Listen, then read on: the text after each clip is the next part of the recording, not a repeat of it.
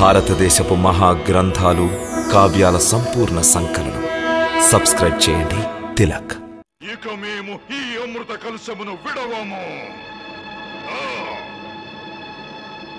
అసుర రాజా,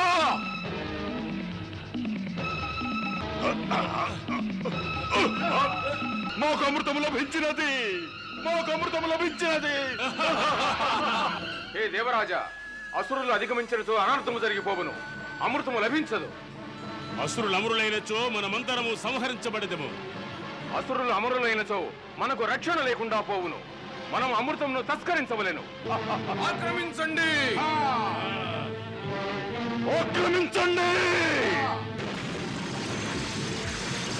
మాతా లక్ష్మి తమరొక్కరే దేవతలను సంరక్షించగలరు.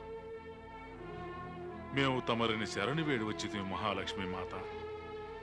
తమ ఈ లీల చూచి మా మనసు ఆందోళన చెందుతున్నది. ఈ దేవాసుర సంగ్రామము జరిగినచో దేవతలు పరాజితులగుట తథ్యము మాత. అసురులు మహాబలవంతులు. అసురులు అమృతమును సేవించినచో మహా అనర్థము జరుగును మాత. హే మహాదేవి, మహామాయ, మహాలక్ష్మి, లోక కళ్యాణార్థం తమరే దేవాసురులను సముద్రమదనము కొరకు ప్రోత్సహించినారు. ప్రస్తుత పరిస్థితిని వీక్షిస్తుంటే అసురులు అమృతమును కైవసము చేసుకొనినచో లోక కళ్యాణం జరగదు, వినాశనమే జరుగును. ఇప్పుడు ఈ అనర్థాన్ని కేవలం తమరే నిరోధించగలరు.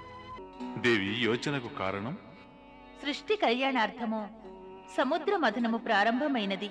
ప్రస్తుతము అసురుల మూర్ఖత్వము కారణముగా సృష్టి యొక్క వినాశనము సంభవించుచున్నది. దేవగణములు, అసురులు వీరి నడుమ పోరాటం ఆరంభమైనది. అమృతము అసురుల చెంత ఉన్నది. దానిని వారి వద్ద నుండి గైకుని శక్తి ఈ దేవతలకు లేదు. అసుర ప్రవృత్తి ఉన్నటువంటి ఈ అసురులు అమృతపానముచే అమరులైనచో సంపూర్ణ సృష్టి యొక్క ప్రశాంతత లోపించును కదా. మరి తమరు కాంక్షించున్నదేమిటి దేవి? ఒకటే దేవా, తమరే ఈ ప్రళయమును నిరోధించవలెను. కొన్ని సమయములందు శక్తి ఉపయోగపడదు. అప్పుడు మనం మన బుద్ధి కుశలతను ఉపయోగించవలెను. ఏమనుచున్నారు? అవును దేవి, స్త్రీల సౌందర్యము, వారి యొక్క చలాకీతనం సమస్యలను పరిష్కరించగలవు. తమ వంటి సమ్మోహనకరమైన సౌందర్యమున్నచో మేము అసురులను మోహింపజేయగలం. అమృతమును, దానిని త్రాగవలన వారి కాంక్షను మరపించి వారిని మా దాసులను చేసుకోగలం. ఈ జగత్తునే మరిచిపోవునట్లు చేయగలం. అర్థమైనది పరంధామా. తమరు ఈ భయంకరమైన క్రీడను హాస్య రూపమున సమాప్తము గావించనున్నారు కదా. అవును దేవి, అవశ్యం. నిజముగానే తమరు ఈ లీలా వినోదము చేయదలచినచో నేను తమరికి నా మోహిని రూపమును ప్రసాదించి తోడ్పడుటకు సిద్ధముగానున్నాను స్వామి. లోక చరిత్రలో శాశ్వతముగా నిలచునటులా తమరు సత్వరం భయంకర నరసంహారమును నిరోధించుటకు నారీ రూపమును ధరించండి. తమరు ఈ లీలా వినోదానికి సంసిద్ధులేనా? అవును దేవి, అవశ్యం. ఈ క్రీడ వలన ద్వేషం నశించి మనసుల్లో ప్రేమ వృద్ధి పొందు. ఈ క్రీడను అవశ్యం ఆరంభించవలెను. అవును, తమ కృష్ణావతారములో తమరు లోకమునందు ప్రేమరసమును ఉపదేశించదలచినారు. అందువలన ప్రేమ యొక్క ఈ క్రీడ తమకు రుచించును. మరి ఈ సమయమున ప్రేమ యొక్క ఈ క్రీడలో తాము పురుషునిగా కాదు, నారీ రూపమును ధరించవలెను. పరంధామా, నారిగా మారుట సులభము కాదు. అటులనా? పరంధామా, తమరు క్రీడలో నిమగ్నులైనట్టున్నారు. నృత్యమును అభ్యసించవలసిన ఆవశ్యకత తమకు లేదు. అటులనా? మరి మేము దీనికి యోగ్యులమే కదా. పరంధామా, తమరి యొక్క యోగ్యతకు వాస్తవిక పరిశోధన అసురుల సమక్షమున జరుగును. దేవి, ముందు మాకు మోహిని రూపము ప్రసాదించి అప్పుడు వీక్షించు మా లీల. తమ ఆజ్ఞ.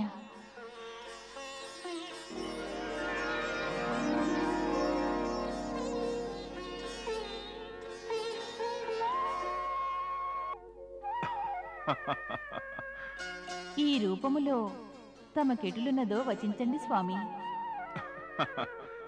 మిక్కిలి ఆనందముగానున్నది. ఈ నారీమణులు ఇన్ని ఆభరణములను ధరించి వీని భారమును ఎటుల మోయుచున్నారో మాకు అర్థము కాకున్నది. అటులనా? ఇక పదండి, ఆలస్యమగుచున్నది. అటులనే. ఆగండి, తమ స్వరమును మార్చుకొనవలెను. మోహిని విష్ణు భగవానుల స్వరమున వచించునా? అవునవును, నేను నీ సమక్షంలో ఉన్నాను కదా, అందువలన. సరే, నేను వెళ్ళేదను. ఇప్పటి వరకు సౌందర్యము సముద్రం నుండే వెలువడినది, ఇక ఆకాశం నుండి కూడా దిగొచ్చుతున్నది. హే సుందరి, నీవు ఎవరు? హే మన్మోహిని, నీవు నీ వీక్షణములతో మా మనసులను మోహింపజేసినావు. నీవెవరివో మాకు పరిచయం చేసుకున్నవా? నన్ను గుర్తించి కూడా నా నామధేయం ఏమిటని ప్రశ్నించుచున్నారా? మేము గుర్తించితిమా?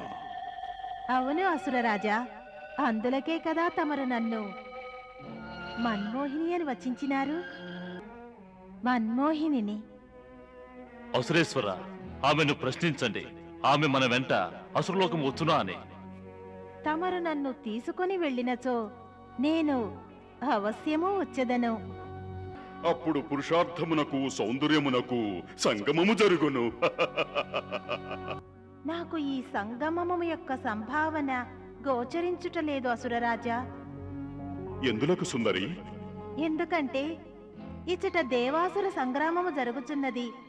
మరి ఎన్ని యుగముల వరకు ఈ సంగ్రామము జరుగునో తెలియదు. అటులైనచో తమరికి నన్ను అసురలోకమునకు తీసుకుని పోవు అవకాశం ఎటుల కలుగును? ఆగు మన్మోహిని, నీవు మా మనస్సులను సృజించి ఇటుల వెళ్ళకూడదు. నన్ను నిరోధించుట వలన ఎటువంటి ప్రయోజనమూ లేదు. యుద్ధము చేయండి. మేము నీ కొరకు యుద్ధమును త్యజించదము. అటులనా అసురరాజా? ప్రేమను హింస యొక్క భాషలో ప్రకటించుచున్నారా? కానీ తమరు తమ ఈ అసురులు యుద్ధ ప్రీతిని నా కొరకు ఏనాడు త్యజించలేరని అర్థమైనది. నీవు మమ్ము ఎందులకు విశ్వసించుటలేదు సుందరి?